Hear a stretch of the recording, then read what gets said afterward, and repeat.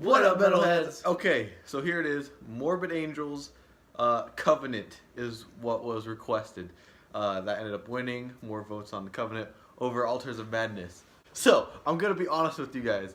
I never heard that album fully until you guys requested it. I've heard, songs off of it, but I've never heard it fully. So, Isaac and I, was it yesterday? Yeah. Yeah, yesterday we listened to the whole thing, and it was awesome. I'll say that. It was pretty awesome.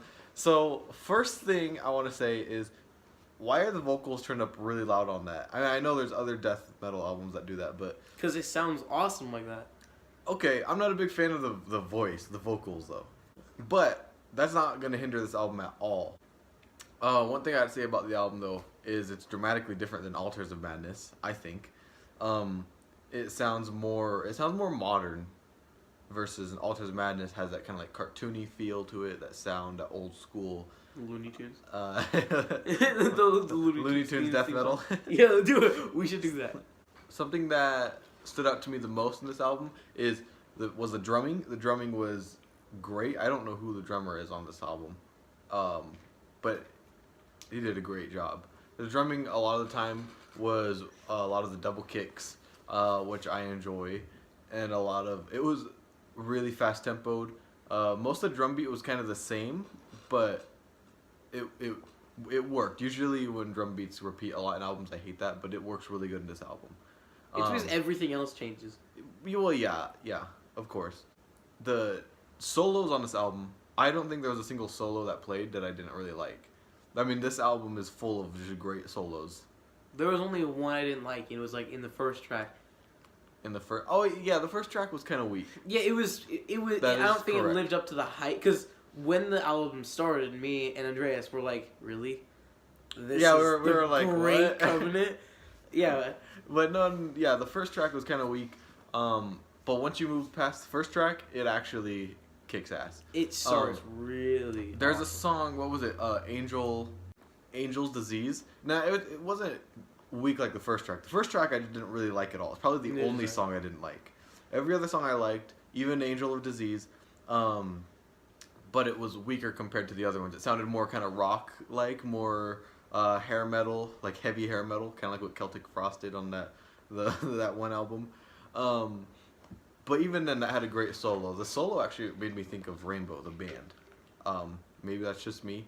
My favorite song off of the album is Lion's Den. I liked how that was just totally, like, it had such great groove, and it had the double kicks with the chugging of the guitars went really well. I liked that. And then Mine favorite was Sworn to Black. Yeah, his was sworn to black. I don't know why. I don't know why either. It just stood out more than every other to me. Yeah, I remember he was like, "Whoa, what song is this?" Yeah. The album has really good production. I thought the production was great. Maybe the vocals could have been turned down a little bit lower. Also, I thought everything was really clear. You were able to hear the details in the guitars, and the drumming was. Again, I've been talking about the drumming a lot on this album, and I think it's because the drumming was really loud and it had a weird tone to it. It had like a really thick tone, and I personally liked that a lot. It wasn't kind of in the back; it just was there. It also sounded like it was recorded in a cave. I noticed this is a lot of people. Everyone I talk to about this album says that this is in their at least top 5 of death metal albums. I might have to disagree. Maybe. I haven't given it much time yet. I know there's not a lot of good death metal albums out there. Alright? There's only a few masterpieces. Obviously, the band Death has given us... Top 5 death albums? Yeah. Death metal albums. Ooh, Yeah. I mean, obviously, the band Death has given us 7 death metal masterpieces. There's Left Hand Path, which is a great one. I considered Altars of Madness in my top 10 of death metal albums. Let's see, what's another one? Baphomet. Baphomet has some, what's that one with the guy crawling out of the swamp thing? That one, to me, like, is easily, like, my top 3 death metal album. I have to review that sometime actually. That's a great one. But Covenant, I mean, I haven't heard much of Morbid Angel. I've heard Altars of Madness and Covenant, and that's basically it. That's all I've heard from Morbid Angel, really. And their newest one. I have heard their newest one. So far, Altars of Madness is the best. I prefer Altars of Madness over Covenant. Why?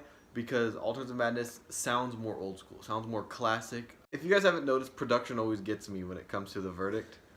And I like things to sound really raw, really like almost as if it's recorded live with one microphone. I love that sound. I am giving this album 8.5 out of 10. Very enjoyable. I actually will be listening to this quite a bit, quite often. Probably one of my top 10 death metal albums. Not top 5, top 10. I'm probably going to end up giving this an 8. 8? Okay. Because this is one of my... Actually, yeah. I'm dropping mine down to an 8 as well, not 8.5. Yeah, that is literally like... Yeah. Yeah. Again, probably in one of my top 10 death metal albums too. I do enjoy this a lot. By the way, now that we're done with that review, I listened to Marrow of the Spirit, and I also listened to The Mantle, and I liked the Spirit of the Marrow. Everyone was saying, "Oh, that's their masterpiece." I see it. I liked it. I enjoyed it. I didn't not like it, but I probably won't listen to it again. I enjoyed The Mantle much more. The Mantle was absolutely great, and I am going to be listening to that a lot. To me, that is the hidden gem, so of Alagok. So, yeah, I just wanted to let you guys know I did listen to both of those, and The Mantle won my heart over Spirit of the Morrow. See you on Monday, and we are going to be reviewing Relentless Mutation by Archfire. See ya!